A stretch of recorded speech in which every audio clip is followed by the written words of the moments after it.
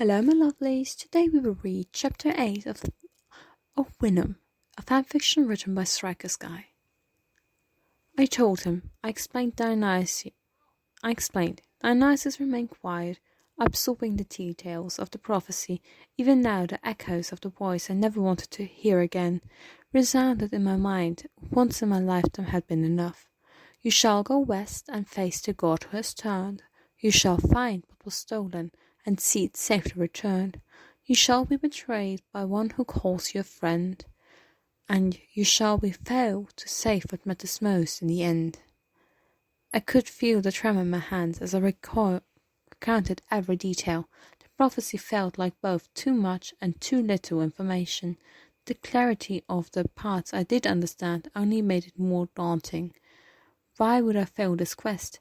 Who would betray me? The uncertainty hung heavy in the air, adding to the weight of the impending journey. I was worried. I know Annabeth won't ever be my friend, and Grover won't betray me, but what about Castor and Pollux? What if they have to? What if they got to betray me? I spoke, the ending with a sob. I wouldn't be able. The thought of betrayal overwhelmed me, making it difficult to trust again. I gritted my teeth. Because someone has to betray me. Percy. My name was heavy in his voice. I chanced to look up, seeing Dionysus' large hand over my head, his lavender eyes glowing. Those boys are not your friends, they're your brothers. The words echoed, and I felt a pang of both heartache and comfort. Dionysus continued, his voice carrying a rare tone of sincerity. The journey ahead is perilous, Percy. You will face challenges that require strength and sacrifice. Castor and Pollux will be by your side, not as friends, but as family. Their loyalty runs deeper than mere friendship. Thanks, Dad. Are you ready, Percy? Dionysius asked. I nodded. I'm ready. I'll get Castor and Pollux. Meet me at the cabin. All right. I walked towards the cabin of Dionysius, my heart heavy with the weight of the impending quest.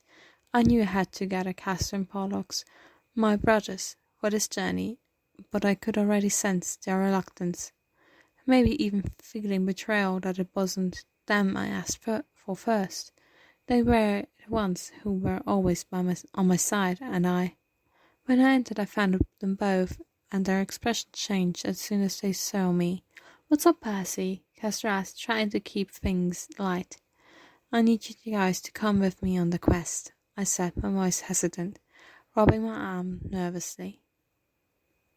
Worried for the answer I would receive, Pollux gave me a look of anger.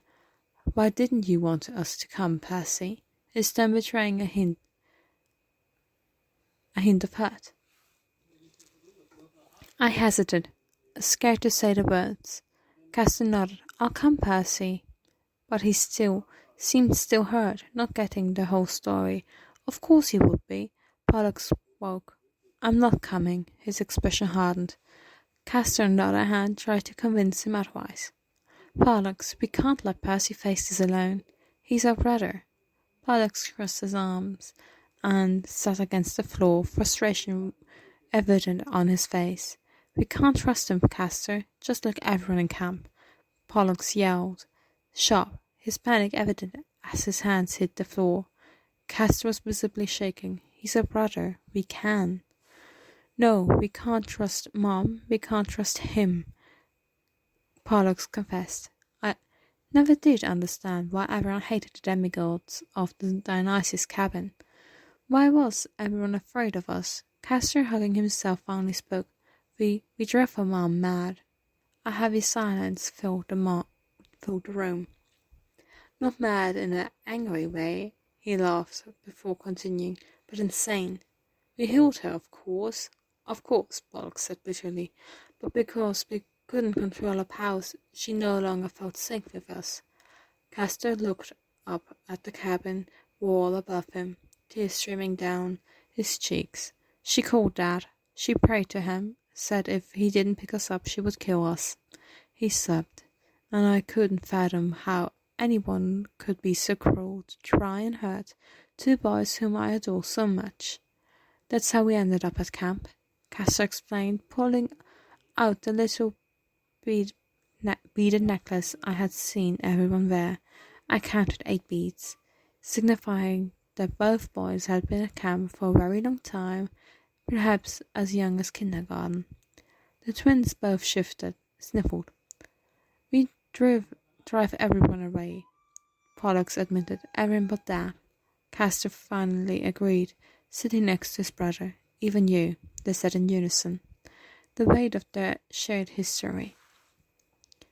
They had been cast aside by their own mother, feared by those around them, yet they clung to the belief that their father was constant in their lives. Even you, they repeated, and I couldn't help but feel a surge of guilt. Here were my brothers, facing the potential of betrayal in a quest, and I had hesitated to tell them, inadvertently repeating the pattern of isolation they had experienced throughout their lives. I sat down beside them, the gravity of the moment sinking in. "You're my brothers."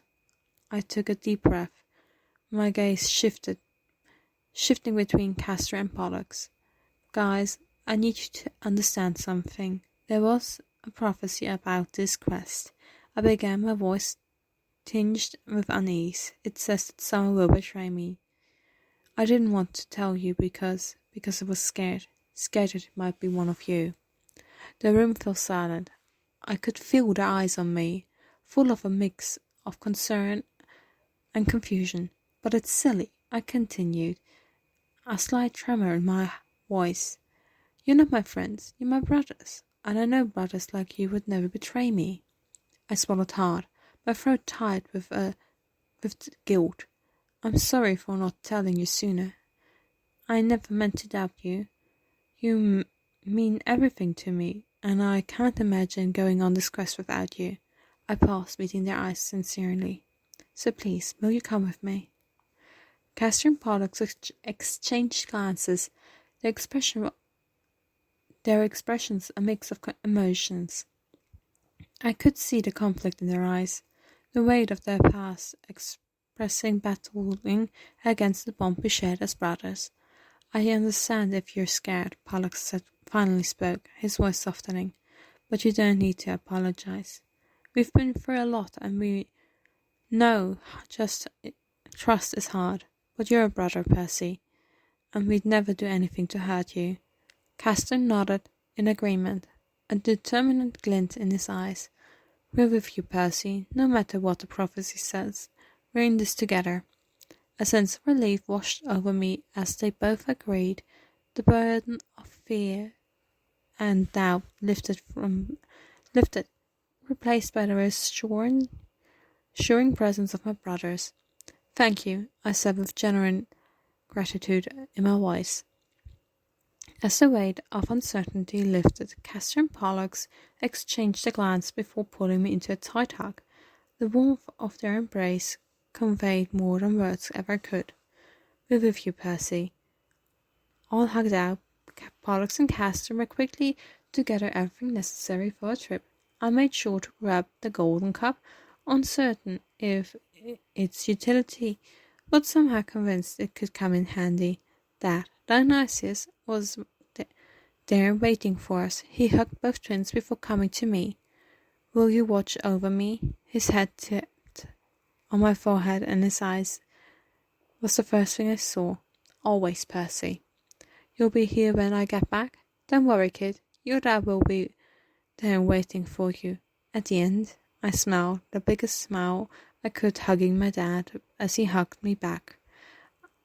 I still felt a bit awkward, but it was less so than the first. It still felt awkward, a bit awkward, but it was less so than the first one. "I'll see you later, Dad." "Sure, Percy." With a final glance back at my dad, he looked more tired, maybe even more sad. That I tried to wave, smiling at him to cheer him up, but before I knew it, we were over the hill, past the tree that kept Camp Half-Blood safe. I can't say I'm ready for this trip, but with a friend like Grover, an enemy like Annabeth, and two best brothers anyone could ask for. I think I was prepared. That was chapter 8 and the final chapter of the first book. So this was chapter 8 and the last chapter in the first book of The First Disowned Child of the Gods. Tune in next time to start reading the second book. Bye bye.